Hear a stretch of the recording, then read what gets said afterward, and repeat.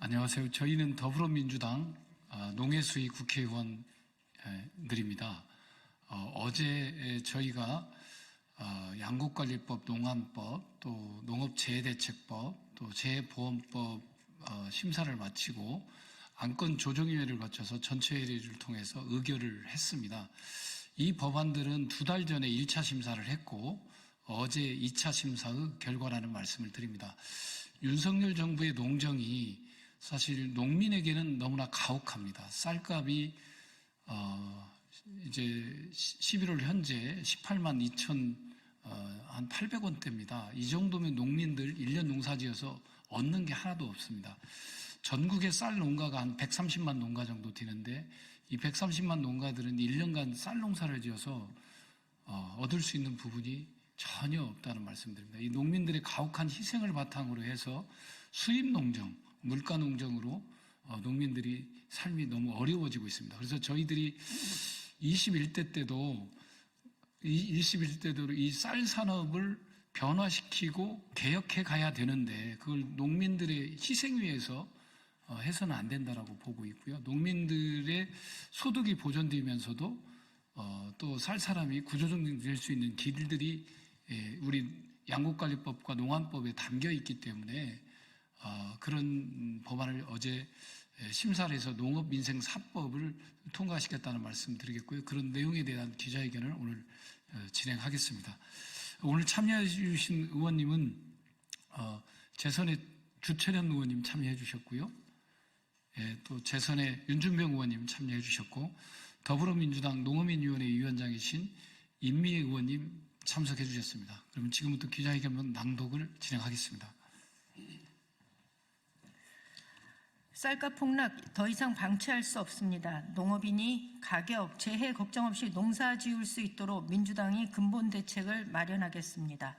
존경하는 국민 여러분, 그리고 250만 농민 여러분, 농업인이 농산물 가격과 재해에 대해 걱정 없이 농사 지을 수 있도록 하는 양곡관리법 개정안 등 농업민생사법이 어제 국회 농해수위 전체회의에서 의결되었습니다. 쌀값 폭락, 이상기후에 따른 농업재해, 농산물 가격 불안정에 따른 농가 경영의 어려움을 더 이상 보고만 있을 수 없었기 때문입니다. 어제 의결된 법안의 주요 내용을 말씀드리겠습니다. 첫째, 쌀값 정상화와 지속가능한 쌀농업 구조 개선을 위해 양곡관리법을 개정하였습니다. 지금 쌀값 폭락으로 농심은 피멍이 들었습니다. 벌써 수확기의 절반이 지났지만 2024년 햅쌀 가격은 여전히 18만 원대를 벗어나지 못하고 있습니다. 11월 15일 산지 쌀값은 18만 2,872원으로 45년 만에 최대 폭락을 기록했던 2022년 평균 18만 6천 원보다도 낮습니다. 이제 수확기 쌀값 20만 원 선 회복은 어려워졌습니다. 지난해 정부는 양곡관리법 거부권을 행사하며 쌀값 20만 원을 유지하겠다 약속했습니다. 그러나 지켜지지 않았습니다. 시장이 정부를 신뢰하지 않고 있기 때문입니다. 양곡관리법 거부권을 행사하며 정부 스스로 한 약속마저 내팽개친 이상 쌀값 정상화를 위한 입법을 더 이상 늦출 수는 없었습니다.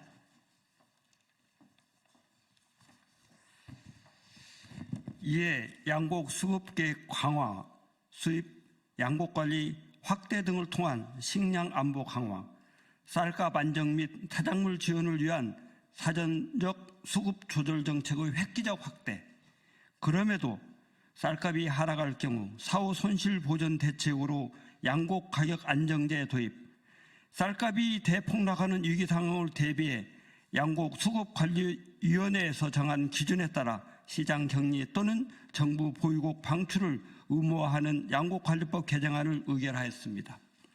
기후 인플레이션, 식량 위기 시대 안정적인 생산 공급을 위해서는 쌀값 하락을 통한 하향식 구조조정이 아니라 쌀값 정상화와 함께 밀콩, 사료, 작물 등 타작물에 대한 지원을 쌀 농업 이상으로 높이는 상향식 구조 개선을 해야 합니다. 둘째, 농산물 가격 불안정에 따른 농가 경영 위험을 방지하고 장바구니 물가 상승으로 힘겨운 소비자를 위해 농수산물 유통 및 가격 안정법을 개정하였습니다. 한국은행에 따르면 우리나라 농산물의 가격 변동성은 주요국 대비 최고 수준입니다. 제조업 제품에 비해 1.5배나 높습니다. 농업 경영을 위협하는 수준입니다.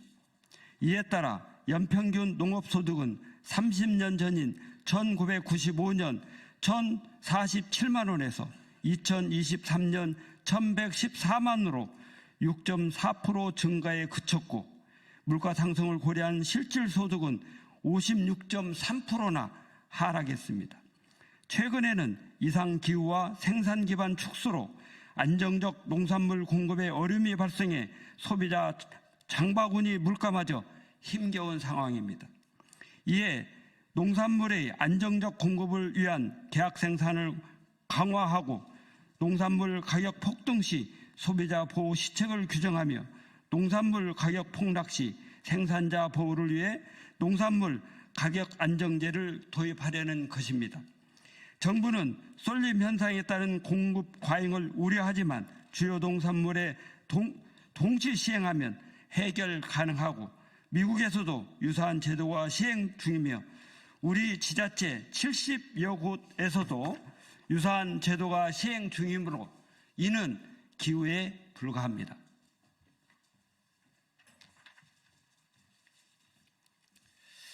셋째, 심각한 이상기후에 대응하기 위해 농업재해대책법과 농업재해보험법을 개정하였습니다. 기상이변에 따른 재난 발생으로 농업피해가 심각하지만 현재 농업재해대책법은 생계 구호 수준에 머물러서 피해를 입은 농가가 재생산에 나서기에는 매우 미흡합니다. 복구비 지원 단가는 실거래가 대비 60% 수준에 불과하고 시설 복구비와 재파종에 따른 일부 비용만 지원합니다. 정부는 재해로 인한 작물 피해 보상은 농작물 재해보험으로 해결하라고 하지만 보상 범위와 보상률이 충분치 않고 가입률은 42.2%에 불과합니다.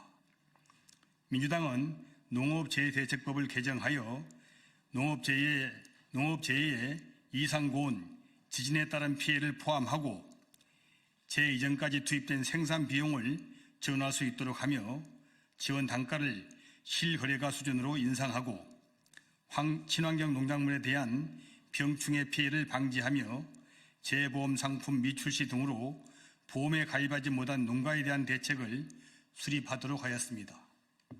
또한 농업재해보험법을 개정하여 재해보험 후 대상에 병충해를 포함하고 보험심의의 기능을 확대하며 손해평가사의 전문성을 제고하고 불가피한 자연재해로 인한 피해 할증을 적용하지 않도록 하였으며 누적 손해 경감에 대한 비용을 지원하는 등 농작물 재해보험을 개선하였습니다. 존경하는 국민 여러분, 농민 여러분, 한국 농업은 새로운 위기에 직면해 있습니다. 전지구조 기후위기와 생태환경의 악화, 농어촌 소멸위기 심화, 곡물 수급의 불확실성 확대 등 위기가 확산되고 있습니다. 국가와 사회에 직면한 위기를 극복하기 위해서는 식량 안보, 국가 전략 산업으로 농업의 가치와 역할에 대한 재고가 필요합니다. 국내 농산물의 안정적 생산 기반을 확보하고 농가 경영 안정을 시급히 이루어야 합니다. 농업민생사법은 이 같은 시대적 요구를 담은 법안입니다. 지속가능한 농업 생산의 토대를 지키기 위해 반드시 필요한 입법입니다. 윤석열 정부와 국민의힘은 당내 권력 다툼에만 올인할 게 아니라 민심을 보듬고 민생을 살펴야 합니다. 정부 여당이 반대를 위한 반대만 계속한다면 국민의 준엄한 심판이 있을 것임을 엄중히 경고합니다. 분노한 농심은 어루만질 수 있도록 농업민생사법은 이번 정기국회에서 반드시 처리되어야 합니다. 농업민생사법이 국회 본회의를 조속히 통과하여 전국 250만 농민께 한 줄기 희망이 될 수 있기를 기대합니다.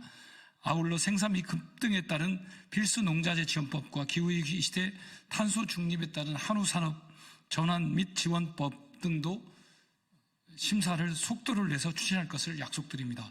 2024년 11월 20일 국회 농림축산식품해양수산위원회 소속 더불어민주당 의원 1동. 예, 감사합니다.